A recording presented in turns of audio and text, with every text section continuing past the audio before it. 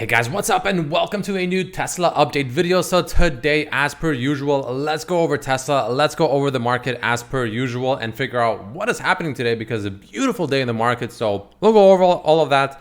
And yeah, if you enjoyed the video, don't forget to hit the like button as it does help a lot. This is not financial advice and I'm not a financial advisor. And of course, my membership section on YouTube is live. The link is below if you're interested.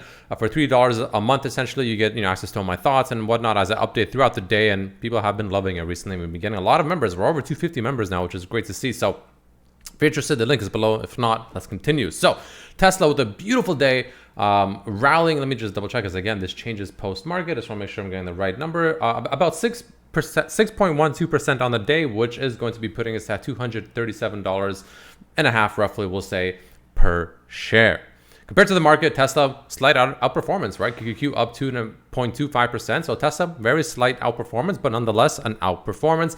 Great to see. And of course, this mainly is off of the backbone of two things, right? First and foremost, Tesla had a bullish close yesterday. We talked about that, right? Still, obviously, there was a little bit of hesitance because we still could have been bearish, but we did close above the 21 EMA, above the 200-day moving average, and it was looking great. But probably more importantly than that is the fact that CPI came in today, as we discussed yesterday, and it came in lighter than expected. So markets, of course, rallying on that good news, and Tesla, of course, following suit with a beautiful 6.5% almost rally, which is great to see.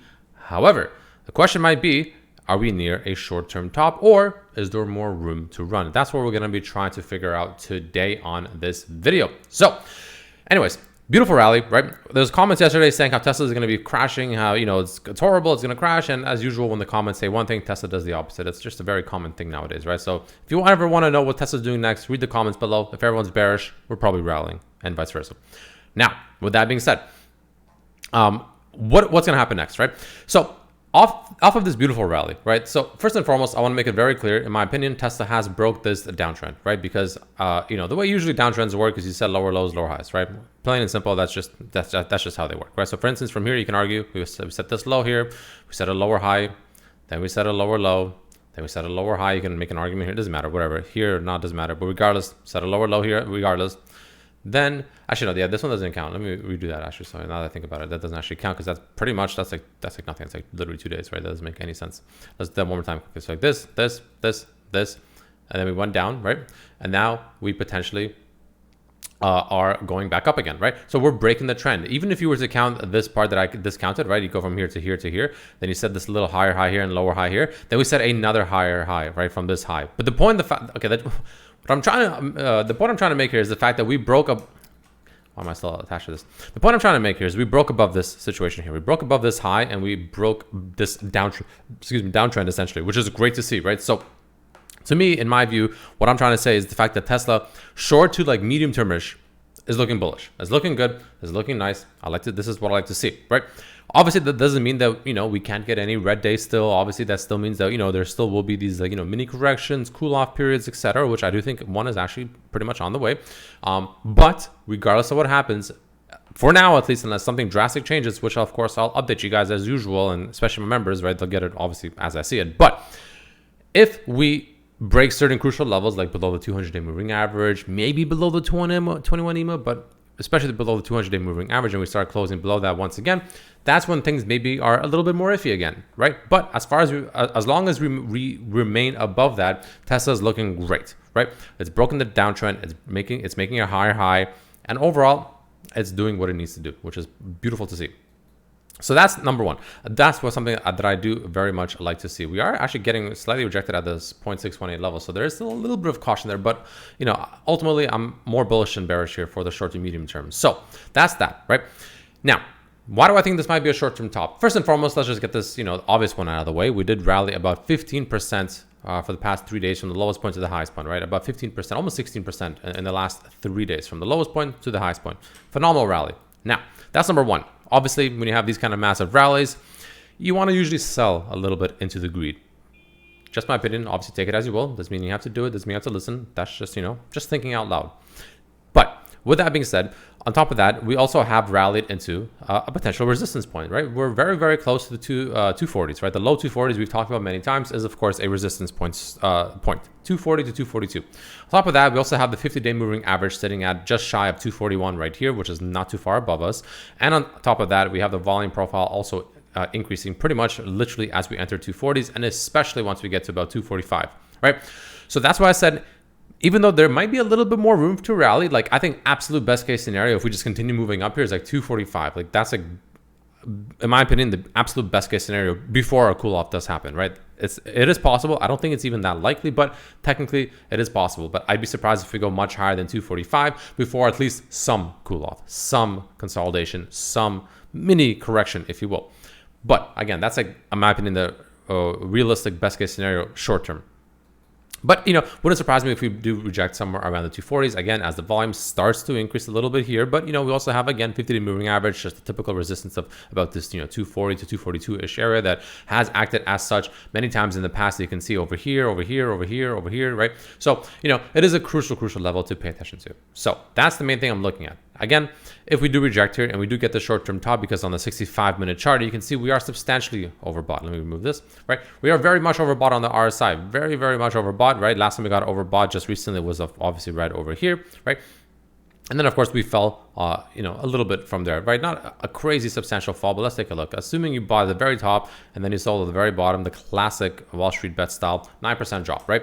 So that's something just to consider, right? That it's not impossible that we get something like this as well. It doesn't have to be this exact percentage, could be more, could be less. But the point is the fact that, when you enter overbought territory like this, it doesn't mean you have to stop right here, but it does mean that you're a lot closer to that potential short-term top than you are for, a substantial larger rally, unless of course some crazy catalyst occurs, which of course is always possible. But in terms of just strictly, percentages, odds, whatever, statistically, I guess you can say, it doesn't favor that much more room to the upside compared to the downside, in my opinion, right? So that's number one. Number two, also on the daily, we have the daily candle itself, right? Which is forming somewhat of a looking hanging man candle. Now, a hanging man candle is essentially a hammer candle, pretty much, but it's in an uptrend, at the top-ish of an uptrend. That's usually what a hanging man candle is, right? Which you can see right here. The wick at the top is a little bit longer than I would like to see. Ideally, you want to see as little of this wick at the top as possible, but you want to see the wick at the bottom